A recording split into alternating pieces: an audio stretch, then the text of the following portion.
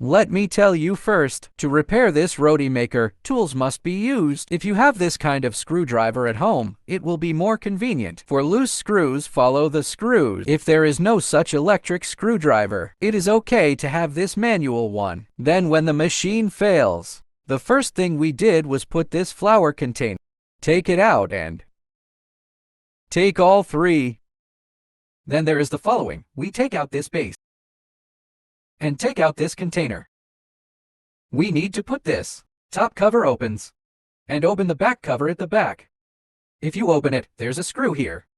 Here's a screw. First, loosen these two screws. After releasing, then here. Back cover, there are 4 screws here. Also loosen these 4 screws first. When the screw is loosened, we can lift this upper cover.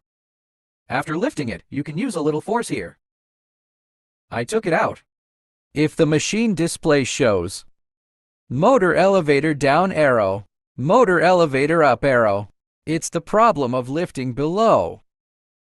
There's this iron plate. Press down with your hand. Just press a little to ensure that the iron plate can be touched when lifting. Touch here, it's fixed.